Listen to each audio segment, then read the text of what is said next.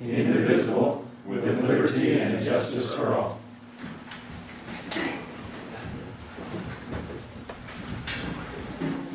Okay, we'll open up for a public hearing now at this time. Just to hear a public comment on the rezone application for two parcels out at 500 West and 750 North.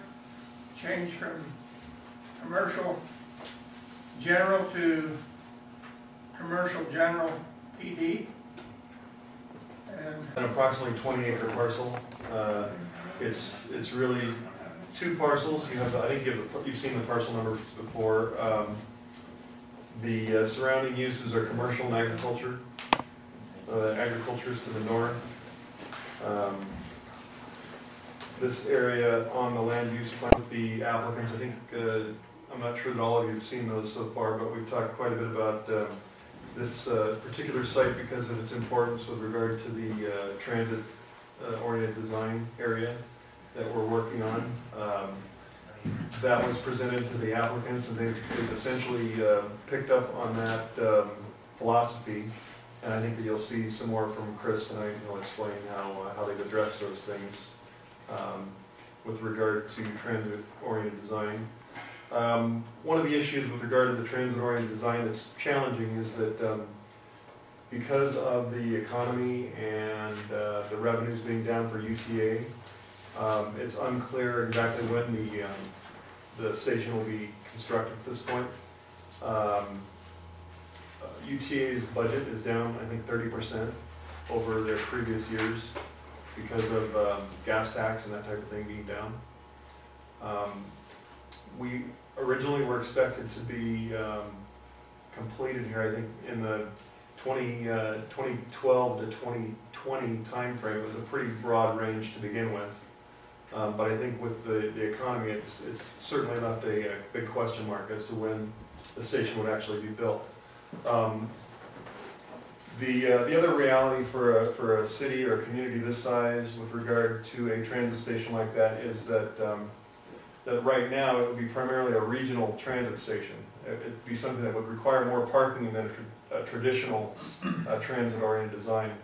And so what I've discussed with Chris primarily, the representative of the developers and owners, is that that we would be open to them making a proposal that allowed for more flexibility in the first, let's say, 5 to 10 years because of these realities that I've just discussed.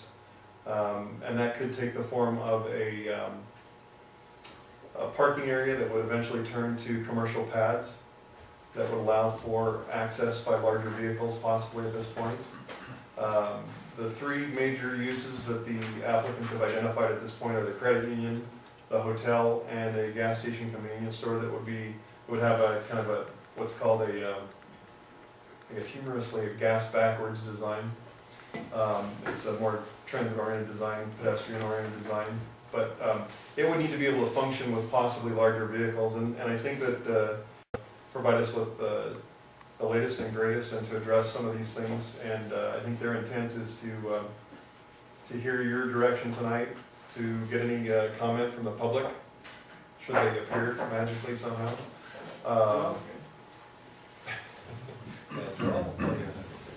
But I'm sure there is much more public comment. I'm not exactly sure why they have not appeared today.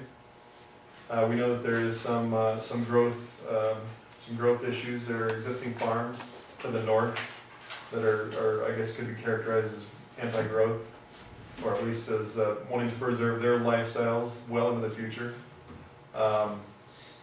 So there are certainly some challenges there. And the unfortunate reality, as we come out until the public hearing that took place in front of the Land Use Authority, which was the City Council and will be with this project as well, which kind of hampers the planning process at the Planning Commission level because we don't get to react to what those adjacent property owners want, or although frankly where they don't really want this at all, possibly it would they'd probably give us limited recommendations on design variations for this particular development. So We're flying a little blind because we haven't heard any written or public comment. Granted, they've been given the opportunity with this meeting and will be with the city council meeting, but at this point, I think what we're going to have to rely on is your questions and anything we hear tonight. Okay. Not too much has changed. I have a little insert to give you that go with your packet. One was a omission on my part, and that's just the acreages there at the bottom, because we did take into account one of your comments from the workshop, which was perhaps buffering some of that commercial core with some mixed use. And I had the acreages in your packet reflect last time the new acreages were want one of those? Yes.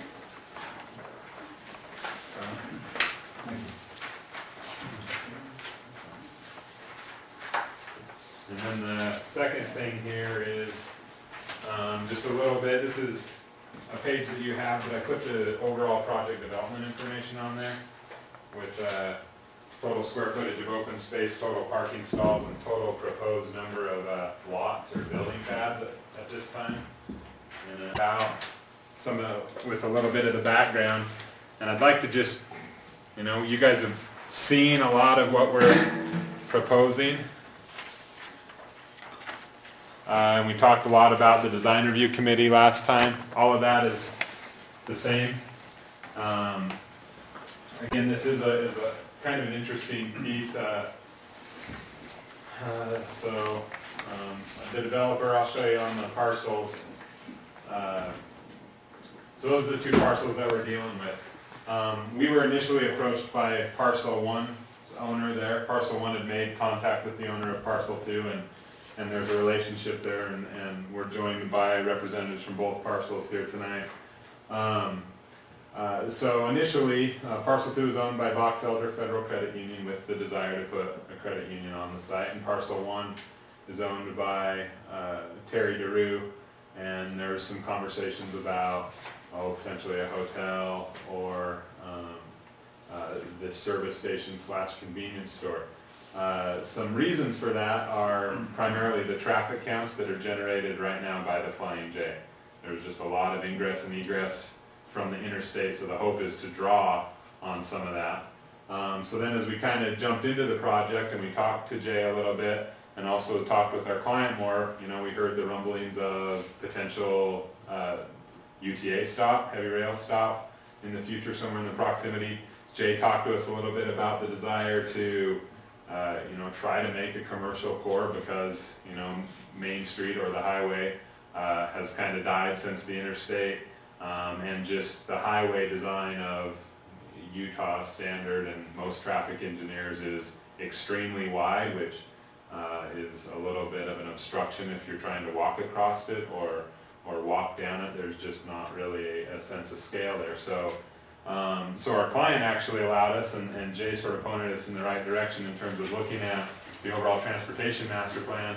And we kind of took a step back and looked at this at a broader scale so that we could generate a framework. And I'm going to jump around here at the slides. Maybe I thought I had one.